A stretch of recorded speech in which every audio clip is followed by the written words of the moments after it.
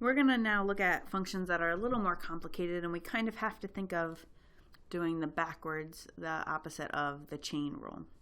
So here we have a function f of x equals sine of 4x plus 1 over x. And we see that we don't just have x here, we have 4x, which means if we were taking the derivative of that, we would have to use chain rule. We would take the derivative of sine of 4x, we would get cosine of 4x, and then we'd have to multiply by 4.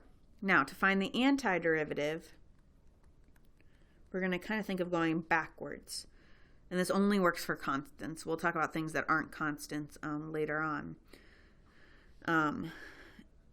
But here, so the antiderivative of sine is negative cosine, so we're going to put a negative cosine of 4x.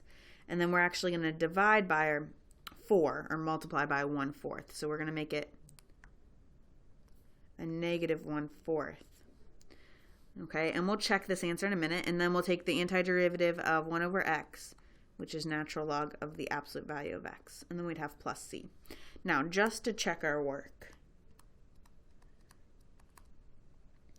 we're going to take the derivative of this and see if we get back to the original. So the derivative of negative 1/4 cosine of 4x, we say, okay, we're going to leave the negative 1/4 alone. We're going to take the derivative of cosine of 4x, which the derivative of cosine is negative sine, so we'd have negative sine of 4x. But then we would have to multiply by the derivative of 4x, which is 4. And the derivative of natural log of absolute value of x would just be 1 over x. And the derivative of a constant is 0. So now if we simplify, a negative times a negative becomes a positive, and this 1/4 times this 4 is 1. And we get sine of 4x plus 1 over x. So that's how we know we have the correct antiderivative. So we're going to do a very similar thing here.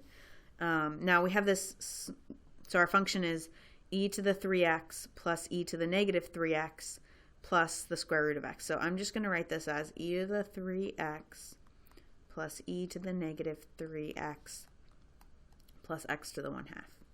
So the antiderivative of e to the x is e to the x. So our f of x here, we're going to have e to the 3x, but we're going to multiply by 1/3, right? By 1 over this power.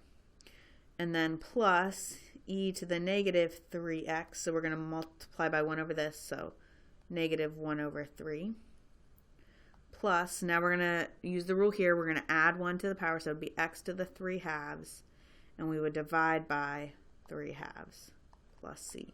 Now if we want to clean this up just a little bit, we could write this as 1/3 e to the 3x, and then minus 1/3 e to the negative 3x. And then dividing by 3/2 is the same as multiplying by 2/3, so plus 2/3 x to the 3/2 plus c, and that would be our antiderivative.